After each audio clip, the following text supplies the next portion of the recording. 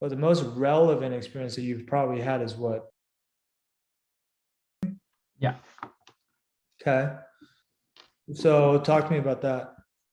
Yeah, for sure. So this past fall, I worked for Investments, which was a search fund primarily focused on acquiring veteran-owned businesses from the 1 to 8 million EBITDA range.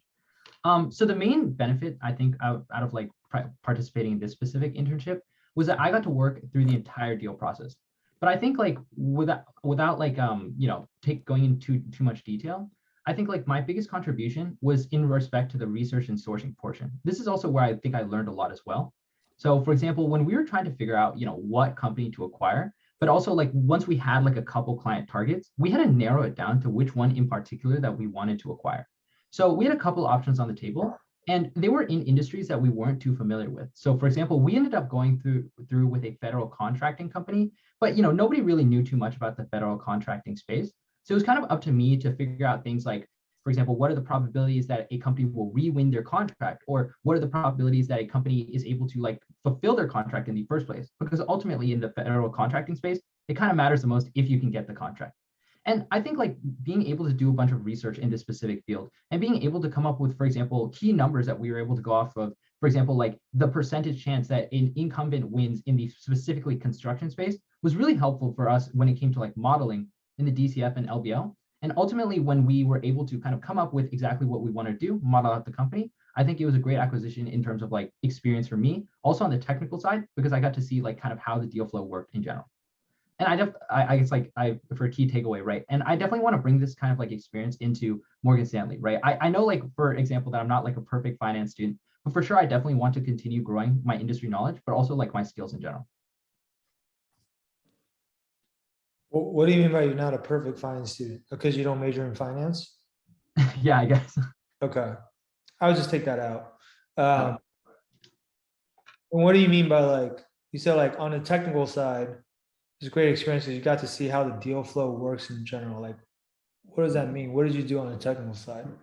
Because I remember like last time we talked, like you said that my answer was too detailed and too like specific. So I wanted to make it like less long and less detailed and like less specific. Which I think you did, and I think it's like the right amount of details that you provided in this iteration, but like just the sentence itself didn't make sense to me. That specific part. You said on the technical side, it was a great experience because I got to see how the deal flow works in general, or something along those lines. Yeah, yeah.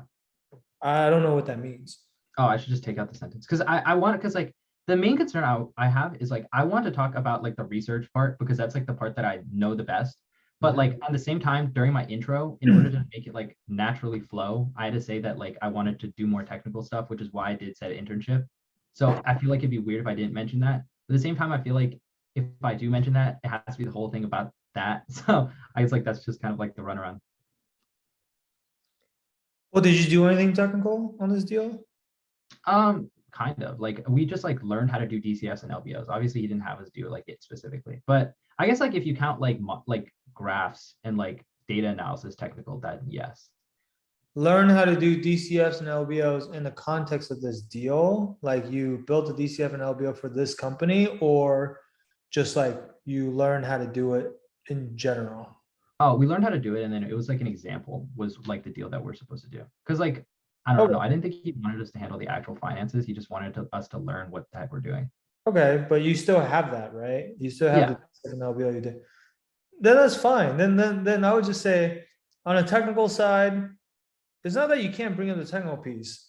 You can, but your sentence has to make sense. So you can just say on the technical side, so also a really great experience because I was actually able to both build a DCF and an LBO model for the company that we were looking to invest in.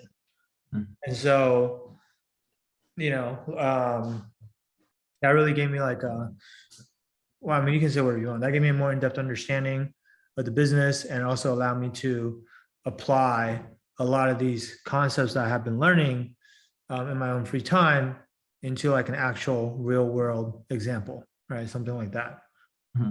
Right. But just how like if you go there, you got to be ready to like speak to the DCF and the LBO Mhm. if they ask. Mhm. Are you? Do you know? Like, are you prepared? Yeah, I emailed him. I remember last time we talked, you told me to have paper LBO numbers. I emailed him and he said no, he does not want to give them to me because he does not want them to be disclosed. So I like try to make up numbers and I was like plugging them into the Excel sheet. I literally just could not get it to work. So I guess I'm gonna try again tonight, but yeah. So you don't actually have the file anymore. Well, no, he just told me not to disclose it. Yeah, but how is he gonna know? Okay, well, true. But yeah, I guess. But like it was like 4 million debt, 1 million equity. Like, I'm like forgetting the rest. Like I can pull it up like it's on my laptop though. So Also, it's just like you don't have to disclose the name of the business, just like you didn't just now. Like, I don't know. I mean, like, I don't know. okay, all right. That's fair. That's fair. He's doing like this little $5 million deal, and he thinks people actually give a shit. Like, like I mean, it's just anyway. So do you actually have the model still that you did, or no? Yeah, I think I do. It's just on my laptop, so I'd have to search through it for it. Like I distinctly remember it at this point. Like yeah, it should be fine. I can look for If it. you have the model, you don't need anything from him, right? I thought you were saying Yeah. like, you were trying to ask him what the actual numbers were because you don't remember. No, it. no. So that's what I'm saying. Like, because like I don't know if it's like the actual thing. It was just like the practice one. He was like, "Oh, this is like the example model." It doesn't It was, matter like, if it's the actual thing. Your interviewer won't know if it's the actual thing either. okay, okay. Yeah, that's fair. Like this is a $5 million company. Nobody knows what it is. Even if you threw out a name, people still won't know what it is. Nobody can verify like their actual numbers. Like as long as it actually makes sense, then there's no way for people to know. Okay, that's fair. That's why last time I said, even if you made up your own numbers, as long as the numbers tie, Yeah, then, yeah, then it's fine, right? yeah. I understand. Yeah. Okay. Hey there, I hope you enjoyed this video. If you're looking for more customized advice that's tailored for your specific situation, then I invite you to book a free strategy session with our team at the link below. We'll talk to you soon.